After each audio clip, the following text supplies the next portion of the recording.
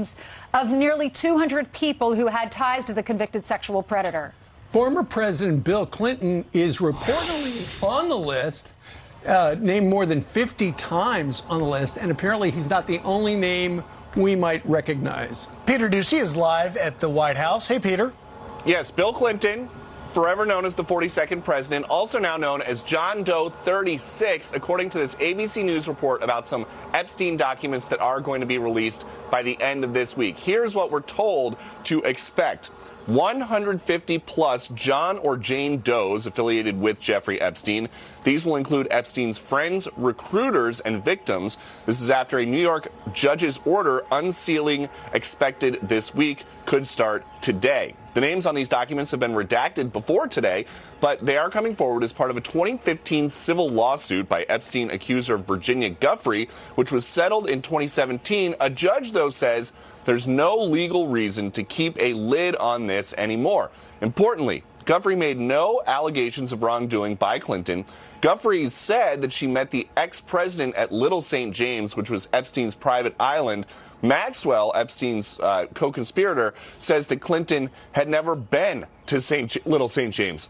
There is no reason to think that former President Clinton is going to be charged or accused of anything illegal or improper, but this is just not a list that anybody wants to be on because it's going to put him in the same place at the same time as people who were eventually convicted of human trafficking. Back to you.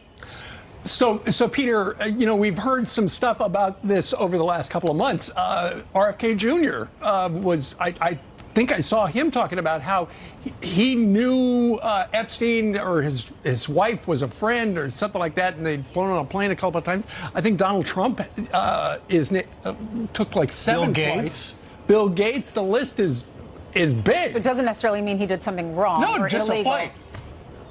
Right, and again, it's just there are so many questions that people still have about Epstein's death. Even though the Department of Justice has come forward to say that there was ultimately no wrongdoing, that he committed suicide in prison, in federal prison. But there are just so many questions about how his life ended and what he knew when he died. This presumably is going to just fill in some gaps, questions that people have about what exactly was going on these flights and then down at his private island. Yep. All right. Thank you so much, Peter. So the judge has decided to unseal these documents. There's so many different documents, hundreds of documents, and the judge said, look, this is all over. Jeffrey Epstein's already been in prison. He died in prison. The girlfriend was also tried. So let's make this public to everybody so we can read about it. So we're being told by some reports that Bill Clinton's name is in there 50 times. We'll learn more about that this week. Well, and to Peter's point, and there's an image from the Clinton Presidential Library. To Peter's point about remember when Jeffrey Epstein died mysteriously in jail here in New York City, in a high security lockup, there were all sorts of rumors floating around about, did he really kill himself?